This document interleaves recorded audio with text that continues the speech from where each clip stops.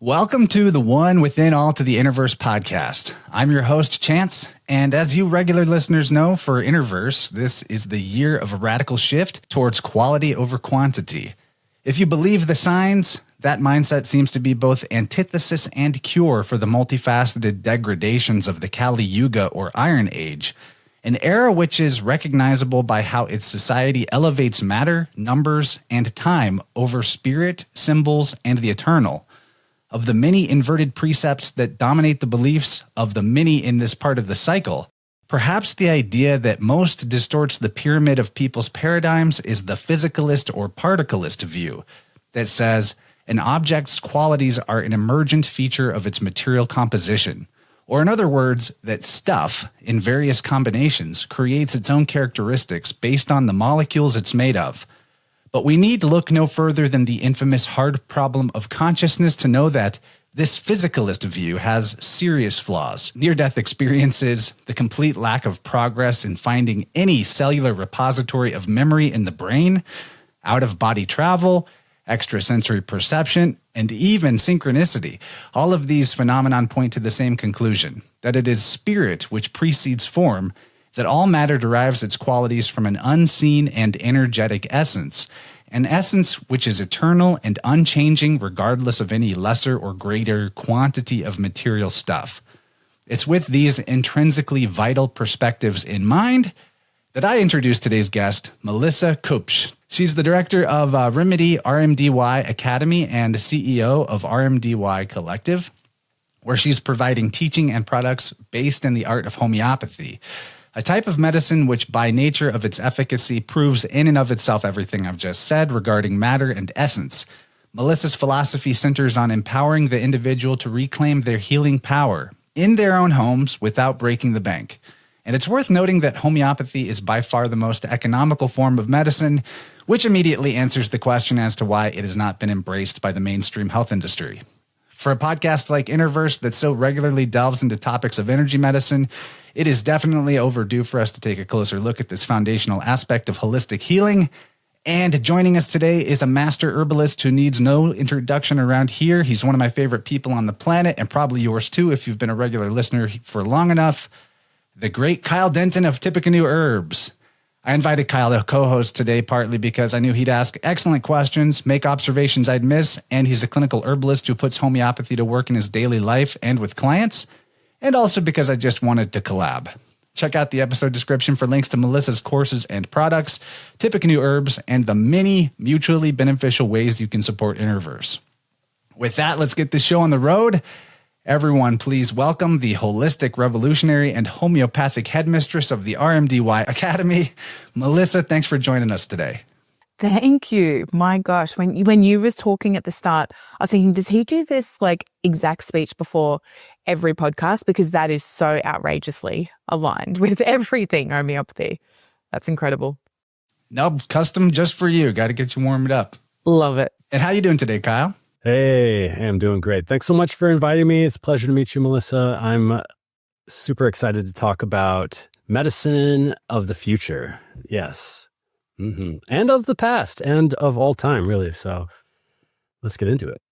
And that's the thing, right? When people realize the history of homeopathy, they're like, oh, it's not some new, sort of like new age thing that some people think it is. It really is an ultimate medicine that was used in the past, very much suppressed. But I would say, are you seeing now, guys, the great resurgence of that, of like all energy medicine? But I feel like because of the depths of what homeopathy can do, it bridges that gap between people who are wanting to, get more holistic and really support their body and their spirit.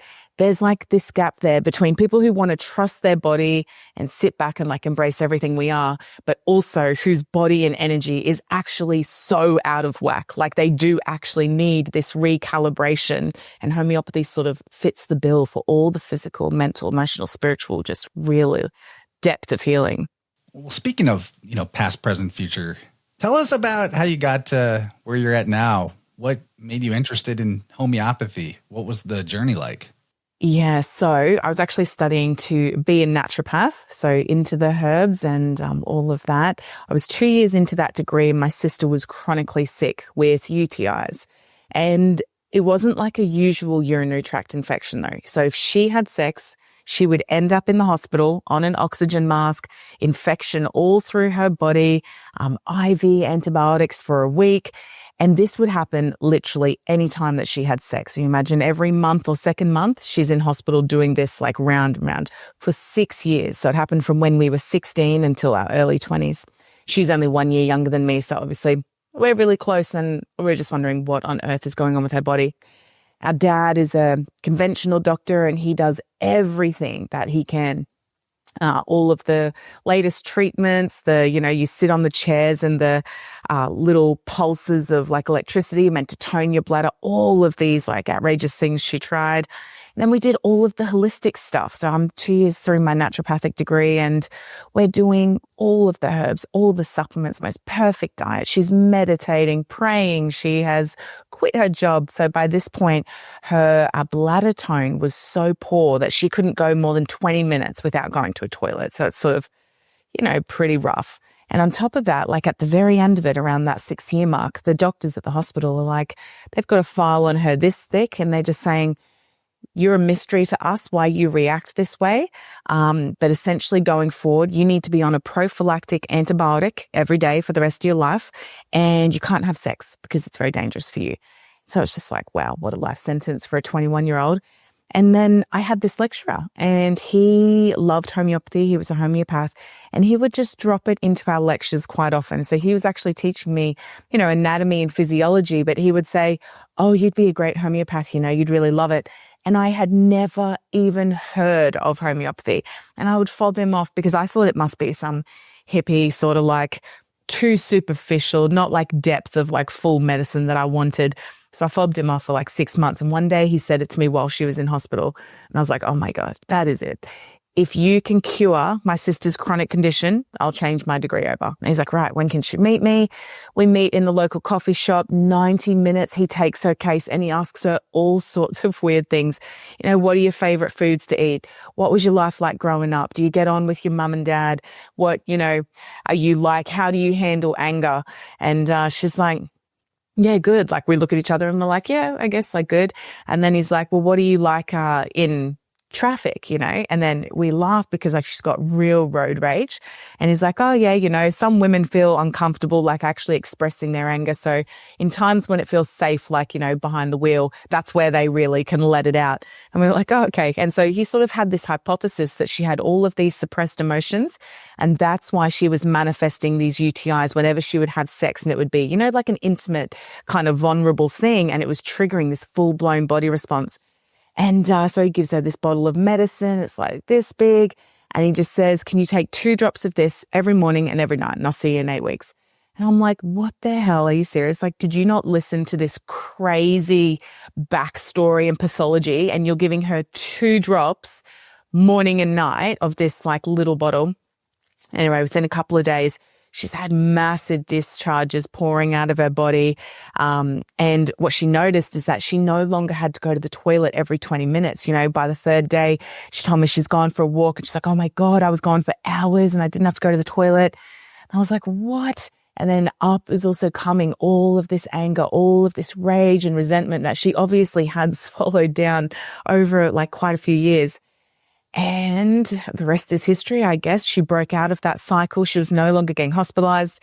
She's got kids now and a family. And I was just like, what the hell have I just witnessed? I actually couldn't fathom how something under the tongue could cause the systemic results that it did. So I was still a little bit sus and I said, oh, okay, but like one more, you got to treat me now before I actually change my degree because I'm a bit confused about what I've just seen.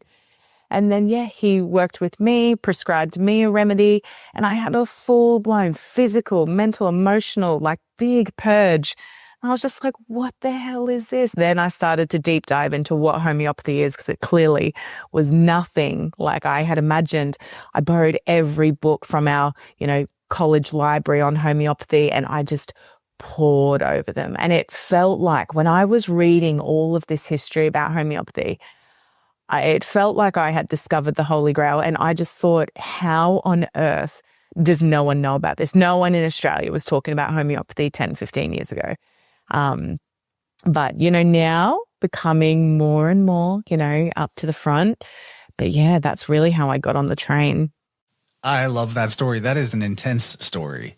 And what I also think is interesting is the asking a lot of questions, whether it's like clinical herbalism or biofield tuning, these types of energetic medicine. It's not just about, let me fix this for you. You got to bring awareness to certain things in the mind. And it's fascinating how, for me, like if you had told me her symptoms, I would have guessed we're probably looking at repressed frustration or like pent up overload of old frustration energy. Because in the sacral, which governs that sexual organs and, elimination pathway like that, you see on the left side, which is the feminine side, it's really easy to get stuck energy around either like flow things being interrupted, your own flow being interrupted, or your flow being out of sync or out of whack.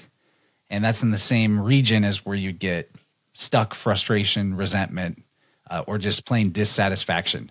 So in her symptomology, it was like all of those things were the case. Her stuck frustrations were interfering with her ability to feel satisfied, sexually and in life, and culminating in these crazy flow sync issues that were putting her in a constant state of interruption. And then that's just adding more of a negative feedback loop to the frustration loop. So it's pretty amazing. And I just want to kick it over to Kyle. what your thoughts are on this first story. This is a really cool result story. Yeah. From a clinical standpoint, it makes me think of like how remedies are based on the totality of symptoms. And that includes the emotional and the constitutional states, but also there's the surface state, the surface expression that drives somebody to make an appointment in the first place. And how does a homeopath, a clinician, or somebody who's practicing for a case of a mosquito bite at home distinguish between surface expressions and the deeper root pattern that's taking a case? And also, I guess with that question is, how do we help a patient navigate the offer of working on clearing these deeper emotional patterns? Like a lot of anger is going to come up, a lot of stuff is going to come out from the surface expression, which some people might just be like, turn it off, I guess those are my questions. Yeah. So I guess like there's such a difference between treating the acutes at home, right? Your simple, just transitional things that most people's body should be able to overcome. So that's the difference between our acute and our chronic. An acute thing, that people are going to go through things like, fevers, teething, let's say birth for a woman. You're going to go through this acute healing stage. And so homeopathy can support in the home using more of a first aid, sort of superficial, just general support for the body. But when we are diving deeper, and this is really what we have to do when somebody has a chronic dis-ease, something that their body is just not overcoming in the appropriate time frame that they should, or they're in this sort of repetitive cycle with the same thing recurring over and over, it tells us that there is a craw in their energy field. There is something blocking the well-flowing vital force and, vitality that should be there. And so we need to, in those cases, be taking at least 90 minutes with a client. In Australia, our Medicare, like bulk billing, it's like an average of 7 minutes that a doctor spends with a patient. 7 minutes. That's from them walking in the door to them walking out with their prescription. It's just like that here. 7-minute medicine. It's a joke. What information could you gather about somebody and their disease state in 7 minutes? Like, you have no ability in that time to put the pattern together of their body, of their energy, of what is actually going on for them. So, it's clear why that does not work, let alone the toxic suppressive Band-Aids. But when it comes to the homeopath, We have to spend that time to dig deep and really find out, where is all of this stemming from? And say, we call it the never well since sometimes, and we will be looking through all of their history. And I will say to people, give me a timeline from the moment you were born, even in utero, in your mum's womb, if that's significant. If mum went through any major traumas while she was carrying you, tell me right up until present day, what has happened in your life? And a lot of people have actually never been asked that question and had the chance to, go through, oh, well, yeah, when I was actually 5, yeah, we moved away from our family home to a new state. Then they burst into tears and they're like, oh, I'm so sorry. I don't know why I'm crying. And it's like, well, your spirit knows, you know what I mean? It was a real wound when you were 5. And then when that asthma kicked off at 6 years old, this is actually where it stems from, all this grief from this big move and your loss of friends and being away from family. And so then our job as the homeopath is to match the energy. So we harness in our homeopathic remedies energy from nature. And these substances, they can be minerals, arsenicum, sulfur. It can be mineral. It can be plant-based, belladonna, pulsatilla, staphysagria. They're plant-based medicines. And then you can also have animal, you can have human tissue products. But essentially, we are going around in nature and we are harnessing the power of these very unique vibrations. Every one of these substances has such a unique vibration. And when we can match that vibration to the distortion of energy within that person's field, so say in my sister's case, it was a plant medicine, staphysagria, and harnessing that and making that in the homeopathic pharmacy into a remedy, the staphysagria matched this repressed energy, this sort of pissed off resentment that was buried deep within her body. So when she took that remedy, the frequency actually mirrored up to her body the distortion that it already had. And this is one of the principles of homeopathy, and that's that like cures like. So when you have symptoms in your body, if you can find a direct match in frequency from nature and you can show it to your body by ingesting it, the body will see it, it will recognize, and it will respond, and it will push back against that frequency. And that's actually how you heal. That's where we see the emotions pouring out. We see the physical things changing. And sort of like you said in the beginning, Chance, it's energy precedes matter. If we can completely change the field, we change the way the hormones function, the tissues, we can have such rapid healing in this physical, seemingly, full matter, slowed down. But really, we've just gotten to the vibrational blueprint that underpins the human body and governs its functioning. So yeah, how do we get people to get ready for the great purge, perhaps? A lot of people who do book in to see a homeopath these days are realizing the depth of what this medicine can do. So they're sort of ready for the shaking and shifting and sorting of things coming out. But a lot of people aren't. I focused my practice originally on fertility. My first 5 years in clinic, I did almost exclusively fertility. So notoriously, the women drag the men in. He's like, what am I here for? What even is this? And, we're talking, and then I'm asking, about your childhood. Tell me, and what's your relationship like with your mum? And a lot of them probably do think, what on earth is she asking this for? Like, how nosy is this bitch? But when they take their remedy and they feel all of this stuff come up, and a lot of the times with the men, it's great when they have their big physical responses too, not just their emotional, but say they take a well-indicated remedy. What you often see in homeopathy is the return of old symptoms. So things that were unresolved in their body, things that perhaps they had taken a drug for previously and thought they'd gotten to the root of it. The body goes, nope. So if somebody has suppressed eczema, for example, they just put a steroid cream on it and they think they've cured their eczema. We know that they haven't really changed that distorted energy. And then their eczema comes back up when they take their remedy. They're like, what on earth is happening here? The body is pushing it all out to actually be healed.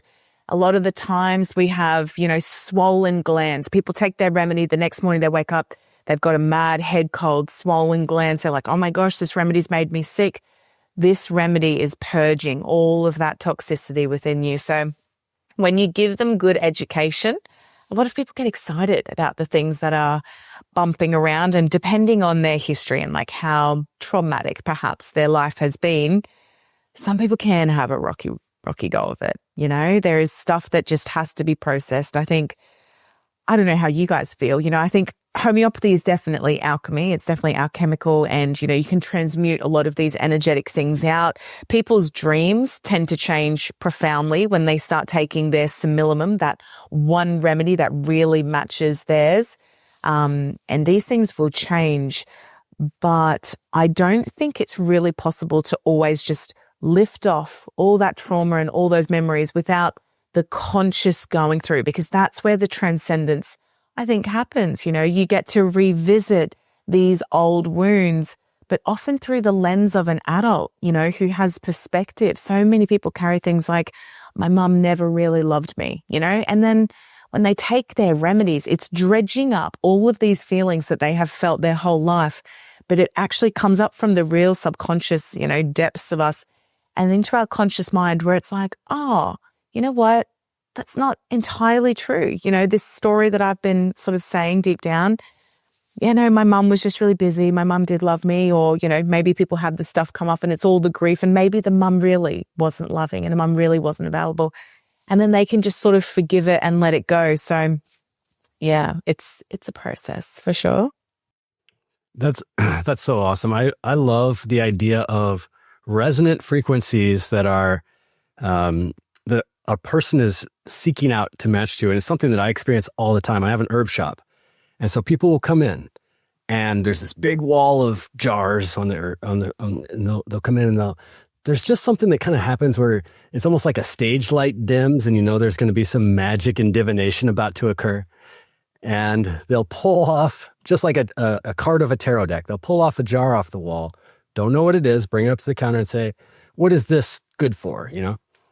And with that, I'll just put a buckshot answer that just has all of these different ways that it could talk about this plant, but within the specificity of, you know, this big range. And over and over and over again, constantly, the person will just hold this light around them and they'll say, that's exactly what I needed. And it's so cool to me because when it comes to the herbs, you know, there's also the model in herbalism of antipathetic, which is, you know, maybe the definition of allopathic as well, right? And so a lot of herbalism can be practiced allopathically. And maybe you could even make a case that sometimes also people look for homeopathic remedies in an allopathic sense to cover something up or whatever. But in this case, there's no sense of smell that's involved. You know, it's not the life force of the living plant. It's all dried and cut up. There's something else to it. There's this living story, this myth, this narrative of the archetype that the person is finding with them. And in this case, the question actually becomes with homeopathy, with proving, you know, this, I guess I'm calling this like a cousin of homeopathic proving what I just described here. It's almost like, it's not a remedy for a disease, but it is, as you mentioned, like a harmonizing of the dysfunction of their inner narrative. And that's something that's, I think, that Chance also has taught me a lot about in biofield tuning as well. I like what you said, Melissa, about asking them for the whole story from utero to the present moment, because it's like you brought up, a lot of times people have never in one time and one place to one person actually thought about the whole story. And that's one of the effective parts of biofield tuning is we're actually finding memories in their energy field. And we're specifically being drawn to the memories that represent the patterns that they want to break. And it happens all the time. We'll pull up a memory and they'll be like, I haven't thought about that for years. You know, like it's as wild as just holding a tuning fork at about the part of their energy field that represents, say, the age of 18.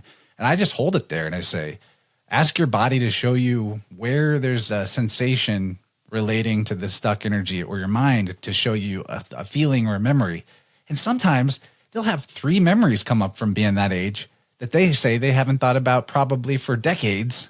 and they're all exactly intertwined with the pattern they're trying to break. Like just this week, we found a person I was working with who wanted to figure out why they had this irrational tendency to jealousy.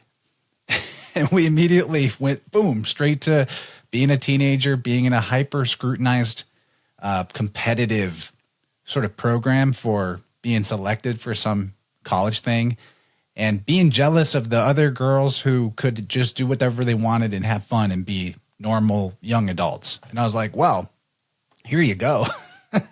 You're so hard on yourself because of this conditioning you received that of course you're jealous of people that are having a good time. And what I always tell people is like trauma healing is not just about knowing what happened or how it made you feel or how it hurt.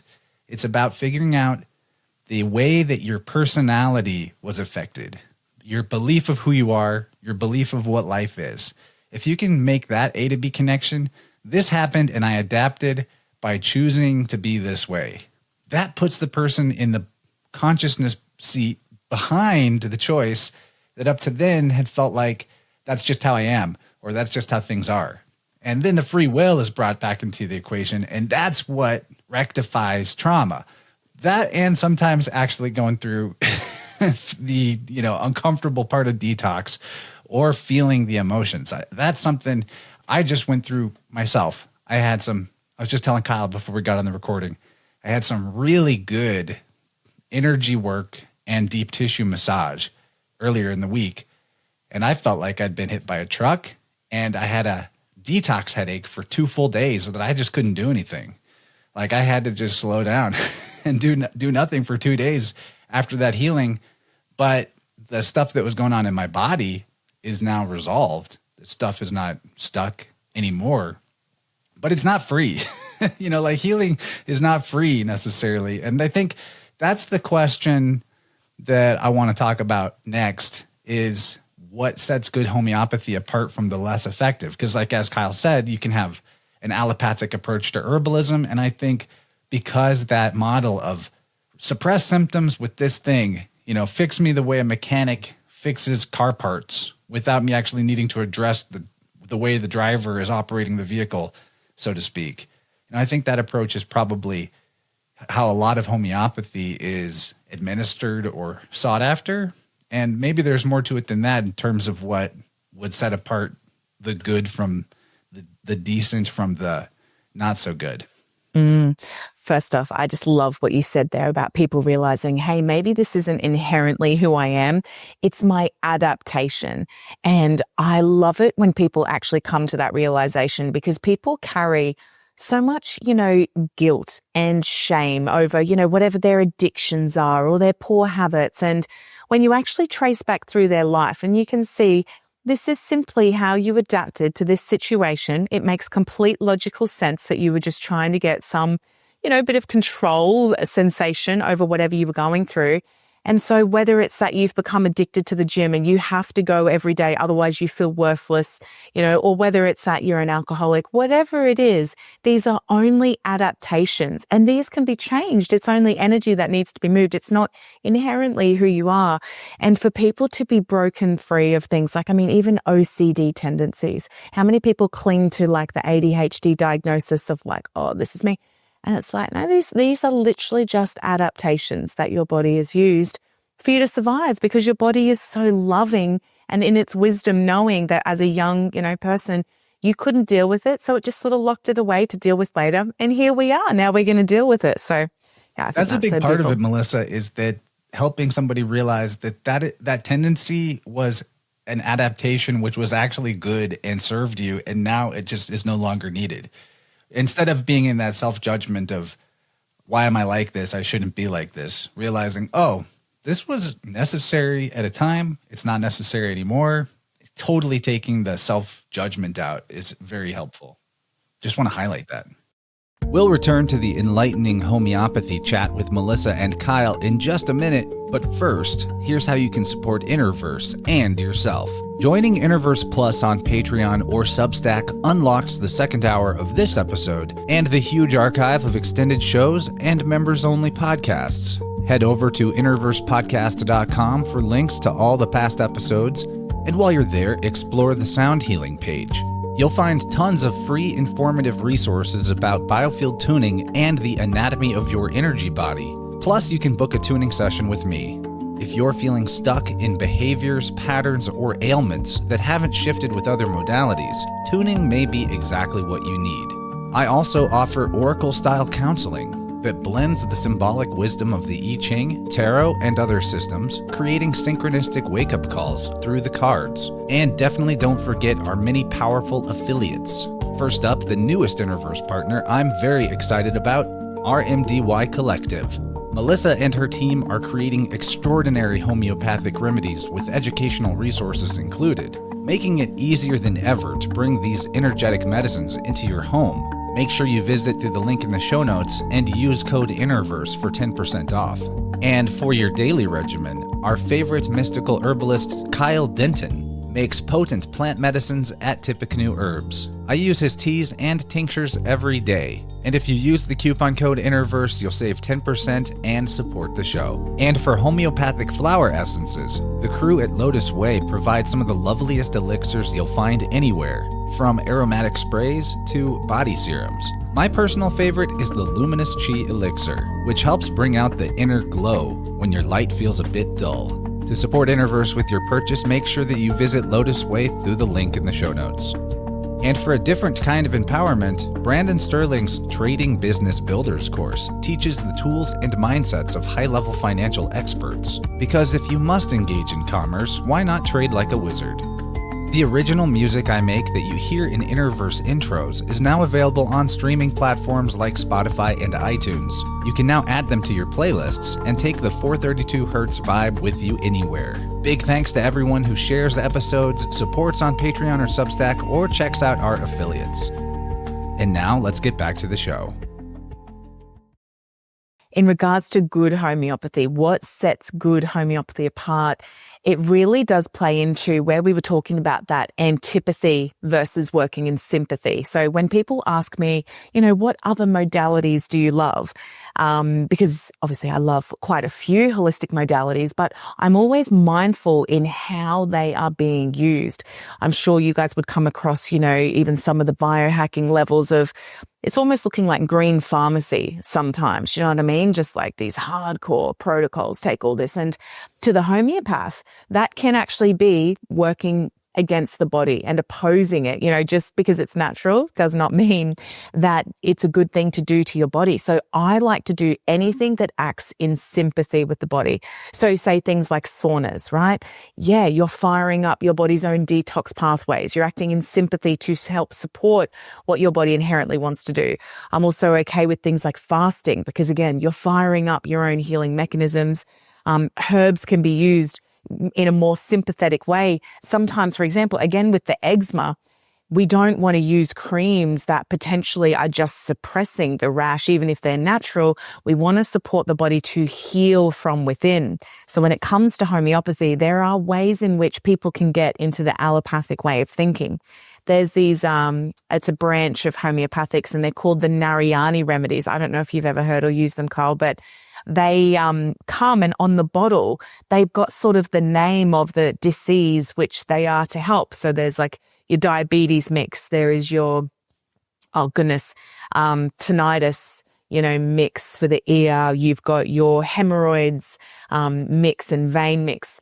And having used these remedies, like they are damn powerful. And what they combine is, maybe 6 or 7 different homeopathic remedies that are well indicated, say, for varicose veins and hemorrhoids.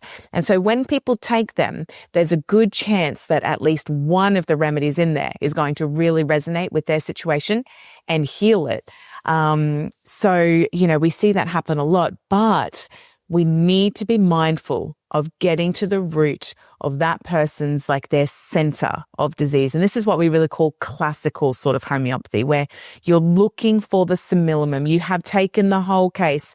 I've not just had someone come in and say, hey, I've got hemorrhoids. And it's like, okay, straight, here's your fix. Take this remedy, because we potentially miss the totality of the case. We forget all the trauma in their earlier life, all of that that's going on. So whilst you can take that remedy for the hemorrhoids, say varicose veins, and it might clear that up, you haven't done someone the service of really getting to the root of their issues and setting them on a really vibrationally sort of enlightened journey where like they have transcended the old things and setting them up in an amazing way to go forward, where we're talking about this synchronistic, and just all of this quantum like vibrational universe. When somebody gets good homeopathic care, it should flip their entire life around. And we're talking things like, let's say the ex-boyfriend who's still sort of, they've got this like emotional tie and she's like, oh, I'm remarried, but to be honest, there is something in me, in my spirit that like I still dream about my old ex-boyfriend from 10 years ago and I sort of feel like there was unresolved business. So you take your homeopathic remedy and who calls you 2 weeks later to apologize for the bad breakup? The ex-boyfriend, and it puts it to bed. When they've been in a job that's sort of insufferable and they've been tolerating the intolerable for so long. One of our remedies, Carcinosin, which actually is one that has a tendency for people to develop cancer potentially if they stay in this vibrational pattern. And it's the resentment, it's the suppression of emotions, it's the swallowing everything down. But essentially, we call our carcinogenic patients, they are tolerating the intolerable. Maybe they're in a toxic, abusive relationship and they're just tolerating it, right? They have this internal implosion and cancer is just, this breeding ground. So when we give them their remedy, not only do they have, their tonsils tend to swell and they have this big detox response, they'll often quit the job. They'll leave the relationship because their vital force, their intelligent spirit is saying, we can no longer tolerate what we are doing. This is where you're talking chance. It's like we need to change the behavior of the driver, not just fix the car. You can't stay in this soul destroying job day in, day out and expect to be healthy. You've got to live your life on purpose. And that to the homeopath is our highest aim, is actually to help people break all of these chains on the unhealthy adaptations that they have come to incorporate, whether it's pathological people-pleasing behavior and, just being a doormat for everybody. That has to change for you to be healthy. And under the influence of the right homeopathic remedy, that similimum, it literally causes this it just automatically happens. The words come pouring out of their mouth, just like word vomit in standing up for themselves in the, I'm sorry, I'm leaving this job. I quit today. And they'll go out and they will report this so often. And then it's this vibrational, universal sort of synchronicity that they then get the call for this other job that they've always wanted. So in homeopathy, I guess our aim for good homeopathy, it's so much more than what people think it is when they come for their psoriasis that they want to cure. It's like, yeah, okay, we'll deal with the psoriasis, but we're also going to change so much else about your life and anything that you've been unhealthily involving yourself in. That reminds me of this adage that our good buddy Topher always talks about. He says, frequency is location. And so by adjusting the frequency within the vital force of the person, they have no other choice but to adjust their location for where they are. If it's a job they hate. The way that I always think about that too is like, I'm called an herbalist, but I like to think of myself more as like a vitalist. I can appreciate all of the vital force that's all around in nature, including the plants and where they grow.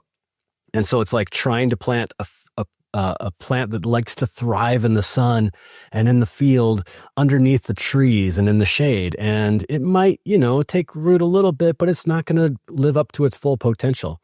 And by just adjusting the frequency or adjusting the location of where it is, therefore it's going to thrive. I'm also thinking about too, in terms of like energetics. And so one of the ways that I, like to work in herbalism is recognizing patterns of energetics, and that many other modalities also recognize. So my approach to working with the energetic imbalances with herbs, as well as I could describe the energetics in terms of like thermal dynamics. And I'm talking about like the energetic ways that you might recognize as a tissue state.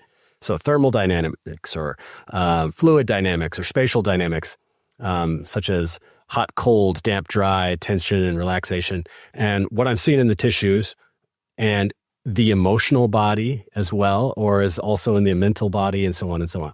And so we could use words like hot, cold when talking to a client, or damp or dry, or another practitioner, or even for my own sense of categorization.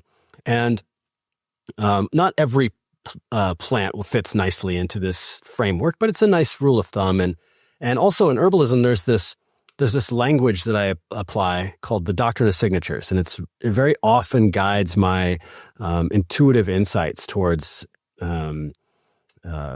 the energetic approaches. And so I'm wondering, in homeopathy, do you see a similar symbolic language at play, or that's in the Materia Medica, or is it, and also is there a system of energetics rather than just matching remedy for symptom?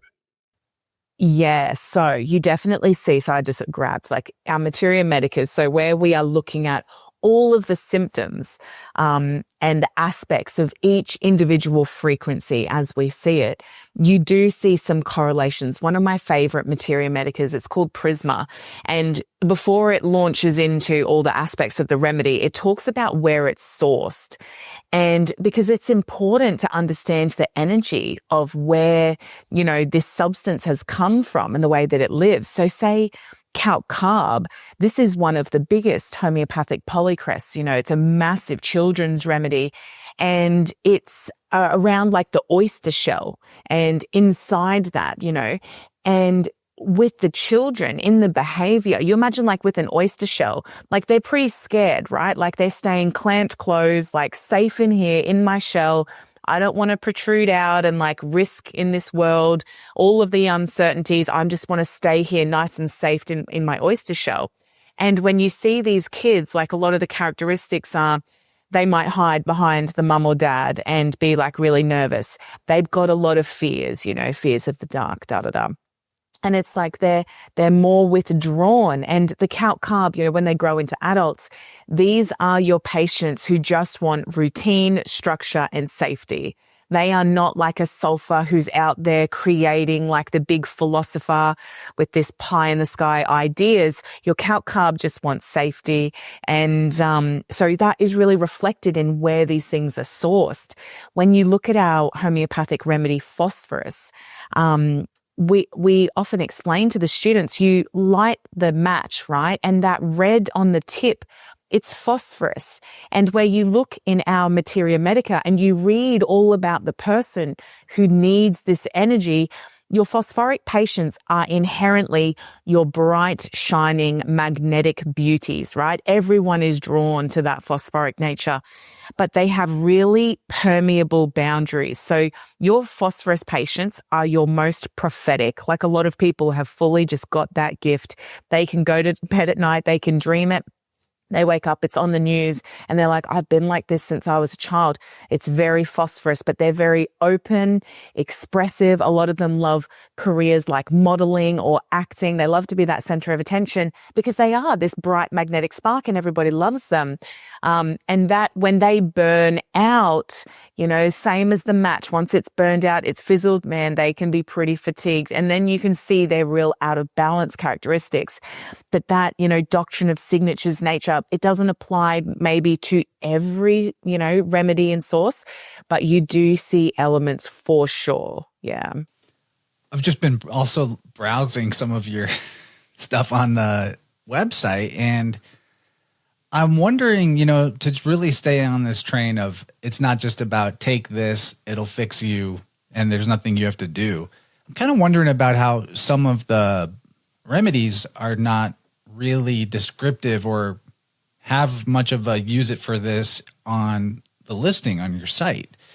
Is that where your academy comes into play? Is, how big is the education arm of what you're doing? And can you tell us about that?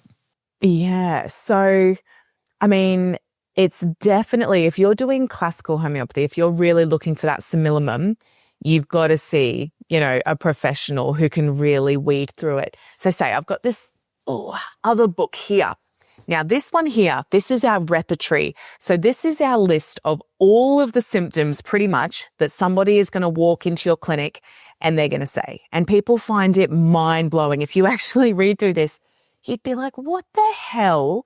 Like you've got in here ailments from divorce, right? So you've literally got this little symptom thing, and it's for all the people who come in and they're having a hard time post-divorce or they're a child of divorce. And you've got, say, the 40 remedies, the energies that most align with someone who's going through a divorce. Because what does divorce, encounter? Probably a lot of grief, heartbreak. You've got symptoms in there for homesickness, the person who has moved and then they've manifested all of these physical symptoms because they're homesick and they want to be at home.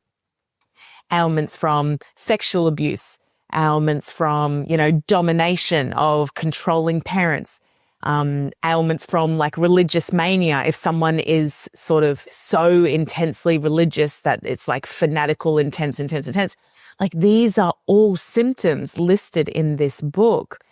And when you go through and you're looking at all of these aspects, it really does take a trained professional, that trained eye to be able to look at someone's case and find what we call the red thread.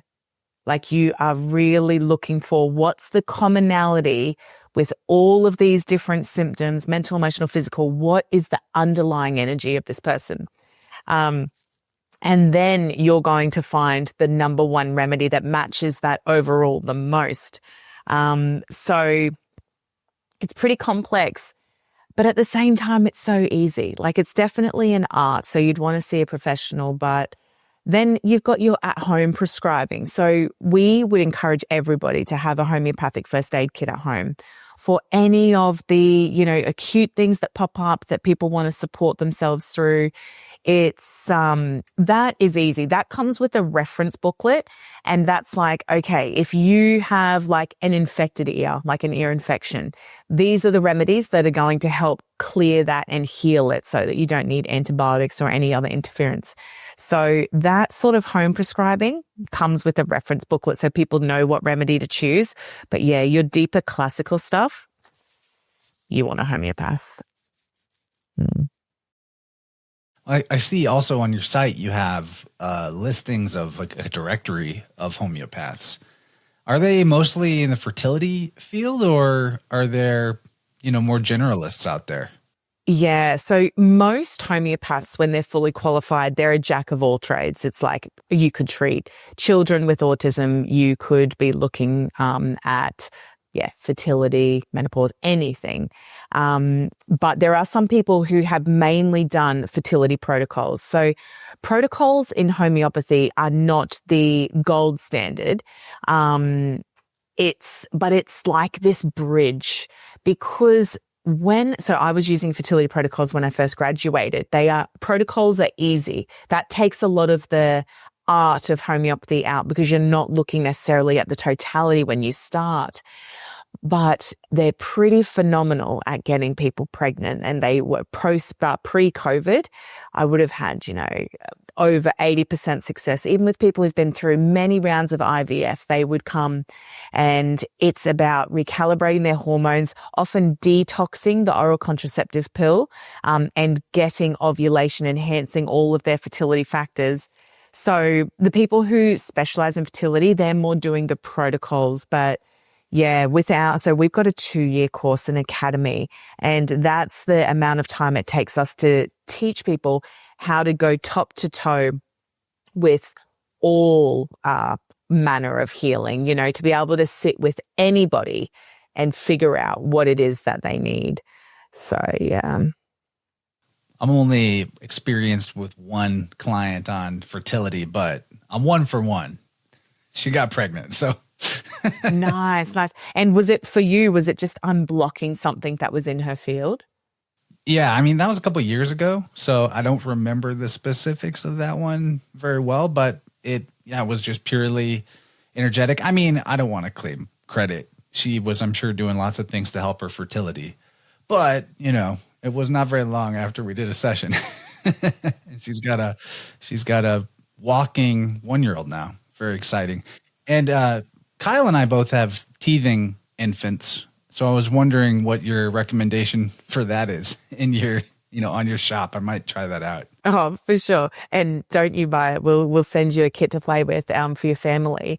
Chamomilla, the number one remedy. They say this is the number one remedy that converts parents to the power of homeopathy because they have an irritable, fussy little, toddler. And then they're like, oh my gosh, this is life-changing. A lot of people who are studying homeopathy right now, it's because of chamomilla. Another one is, belladonna, aconite can be used, but they're all around like inflammation and just hurting. And we realize that, teething is good, it's normal, it's healthy, but homeopathy still helps. And it changes the pain threshold. So your classic chamomilla kid, and I don't know what your kids are doing at the moment, but they will often be so irritable because they're in pain that they're like, I want to be picked up, hold me. And then they want to push you away. And then like, I want that toy over there. And then they get the toy and then they throw the toy away. And it's all just this pent up irritability because they're in pain. And it's like, oh my gosh, I don't know what to do.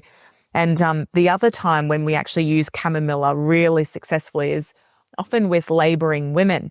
And, you sort of see it sometimes. They're like, oh, why aren't you doing anything? Why aren't you helping me? And maybe the partner comes over and he's rubbing her shoulders. He's like, it's okay, it's okay. She's like, don't touch me. You know what I mean? Because she's just so irritable. And then, the chamomilla, the power of chamomilla to just raise that pain threshold where they're just not, that annoyed anymore. It's like, you're still teething, you're still laboring, but you can just tolerate it so much easier. So we'll send you some chamomilla and try that for sure.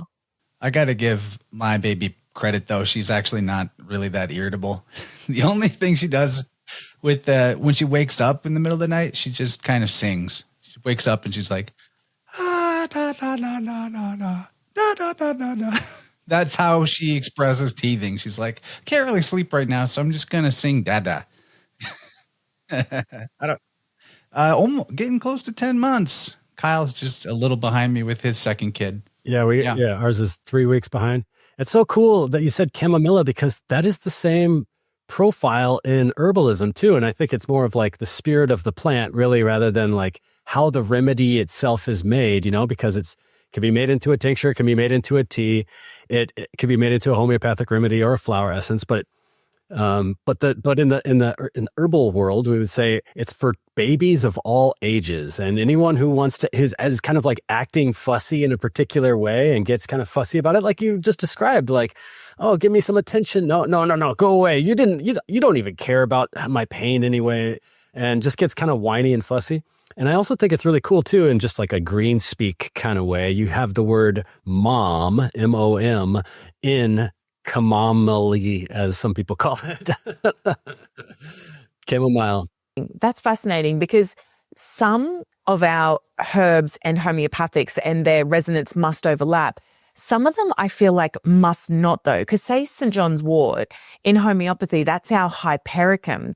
Really powerful. So for nerves, it's like, arnica is the healing of the soft tissues and all of that.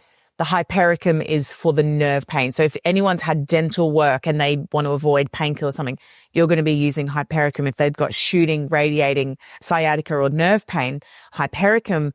Whereas, is it the same? But also for the depth, because you can use it for depression. Yeah. So that's kind of a 90s fad that came on. It's classically radiating. It's like really different versions of radiating. Yeah, recently radiating nerve pain. I cut my finger pretty bad, and there was a little bit of nerve damage in there. I just put some St. John's wort infused oil on it. But yeah, that's it. I would also say this, like maybe for depression, it's a misnomer because it's more like the lack of the light of the sun. So when people are in that like gloomy winter blues, or your summer blues for where you are, maybe, where the solstice is low, I should say, and the St. John's wort comes in because it's a solstice wort. It blooms at the feast of St. John. Yes. I mean, I feel like, so the lecturer that I used to have who got me into homeopathy, so his name's Peter, and we now teach our academy together. So he healed my sister, gave me a remedy. I was like, what on earth? This is outrageous. And so he is really into improving homeopathic pharmacy in terms of when we harvest our medicines even. He's really into spagyrics and trying to make sure that our base of what we've made our remedies from is actually the highest, order of vibration that we can possibly harness from it. So do you know, Guy, is it Saja Popham? Yes, I do. I know him. Mm-hmm. I've had him on once. Oh, amazing. So Peter got a lot of spagyrics from him and then sent it to the homeopathic pharmacy. It's like, can you make? So we've got a hypericum made from a spagyric, which most homeopaths don't have. And getting that made up and just really trying to keep it, as powerful as possible. So that's his area, on all of that. That's awesome. I was curious about if you made your own remedies. That's something that I do. And the place that I live right here, I'm kind of in this really cool highway, like just a 5-minute bike ride up the road from me is a pretty world-renowned anthroposophical medicine clinic that also makes homeopathic remedies. And just down the road, the other way, a few more miles, is another one. And it's in this area where some of the first biodynamic Rudolf Steiner farms are. And it's really interesting to hear their approach of homeopathic medicine making, because they do it in the biodynamic way. And one of the things that they were describing is when succussing the remedy, as Hahnemann would describe, he would bang it on his Bible. And this is something that always stuck with me, is like the approach that you have for making medicine, where it's what is the person's energy and intent when in the field harvesting the plant or harvesting the light of the North Star or something like that, and then categorizing that and storing it properly. But when they succuss it, their emphasis is on the up vortex. So they said Hahnemann did it this way and did it down, and that's got a different kind of vortex, and we do it up this way towards the sky, and it's the Steiner type of way of thinking about it. But it's just got me really interested in like how there can be an artistic approach to even making the medicine itself. And since you talked about how you're making the remedies, I'd love to hear some more about that. Yeah. In regards to the banging, I'm pretty sure all of us still go down. So I have not even heard that, but that's amazing. But you definitely, if you are getting remedies from a pharmacy, you want to know who has made it, who has touched it, right? And I'm pretty anal about in my stuff who dispenses my remedies and sends them off. For a long time, I just sort of insisted that it had to be like me, because my intention when I am filling it up with that chamomilla, do you know what I mean? And I know what it is. I know the power of homeopathy. I know what I'm putting in there. But then since then have staff who equally respect and know our medicine. And there's a guy, Mike Dong, in New Zealand, and he owns Chamomilla Pharmacy. And we were chatting recently, and it's like they purposely, it's got to be like, I'm going to clear my mind. When they're making up remedies, you can't afford to bring your shitty energy if you've had a fight at home with someone and then you're coming in and making up remedies. It's like, it's just not the day. It's really important that you center yourself so that you can get them through. So I think getting from respectable places is really important as well. Cool. Yeah, that's really helpful. So at this point in the conversation, is there more that you'd like to make sure people are aware of with the academy or with what's available on your shop, how to use the resources you're providing, or anything else that might have been left on the table that you thought about saying and didn't get a chance to in this talk?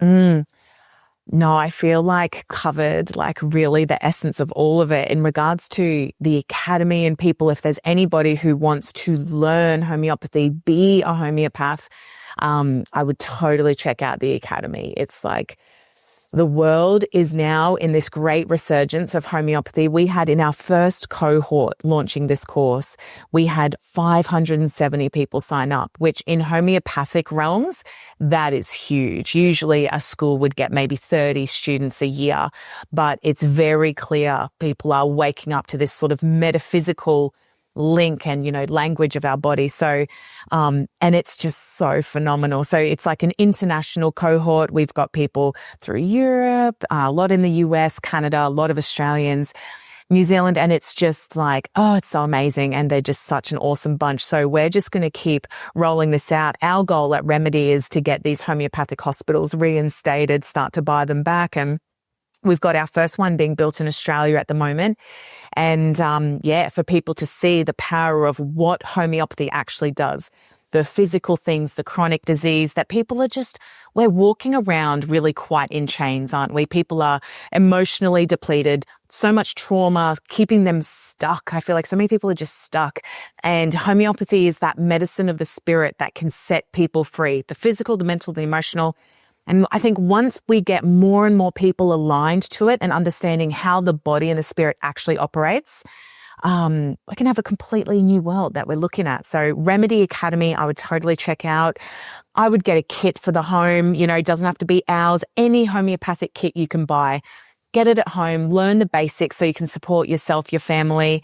Just learn a bit more about your body, use it to your advantage. But yes, thank you for having me on. It has been amazing to chat with you guys. Well, I'm gonna say, do get Melissa's. Do go to Remedy. Don't just get any you can buy, because I can't vouch for all of them out there. Maybe they came to work when they were making them that day in a bad mood. You said for sure that you have a very, that we are protective of that energy. And we do the home accords in our kit, which I think is like, yes, a cut above. I do love it, but I will send you guys both one so you can play with it for your families and see how it goes for you. The chamomilla for your little teething ones. Wow. Thank you. That's an honor. Kyle, you got closing thoughts, my man? This has been really fun. Thank you. Yeah, I'm it's loving been great. Talk.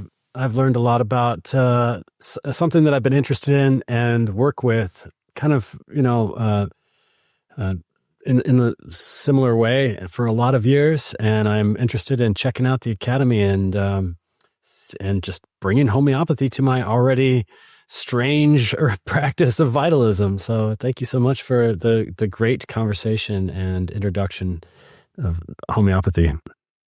Yeah, Melissa, definitely check out Kyle's shop. We'll make sure you get a link to it. I think it's the best herbal medicine in the world, and I use stuff from Kyle every day. Thanks, man. I'm drinking some of his tea right now, and he's got funny names for everything. Speaking of the power of a name, funny in a good way. Yeah.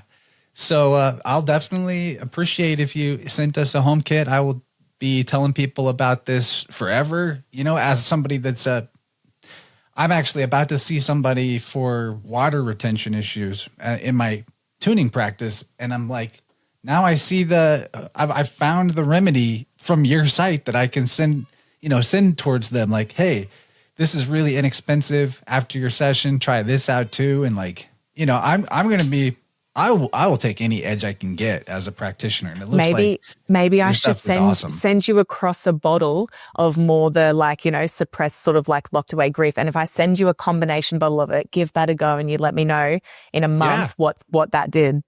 I'll be letting the people know too, for sure. Because I'm in a place of taking my own heal thyself thing more seriously because I've backburnered it a little bit too long. And, I'm really excited to find your stuff. So thank you for spending some time with us. I believe, if you're in Queensland, you started talking to us at about 4 a.m. So I'm really impressed with how sharp you were wow. Yeah. And I'm going on now and I've got 6 hours of tutorials with our academy and overseeing all of these cases, but it's like time stands still, right? I'm just in this flow of receiving the cases and just the magic of homeopathy. I will literally sit here for 6 hours straight and just go. So I love it. Amazing. Thank what a you. Testament.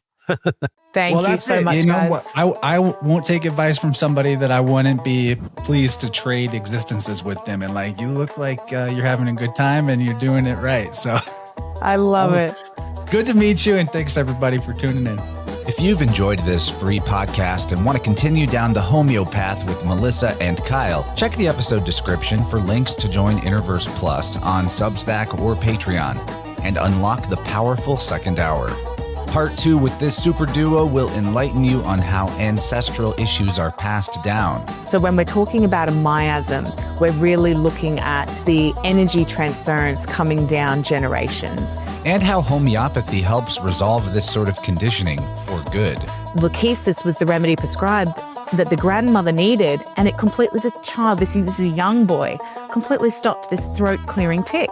It's not overly common, but I've had enough. They're actually the most mind-blowing to me, exciting cases. We also explore why mind-body medicine doesn't need germ theory or diagnostic labels. When you look and you take the whole case, if you took the case of 100 people with full-blown Lyme's where they're sort of bedridden and really sick, you're going to see so much commonality in the trauma that they've experienced throughout their life growing up. And how Melissa's remedies have innovated beyond the confusing confines of traditional homeopathic potency levels, using Fibonacci harmonics.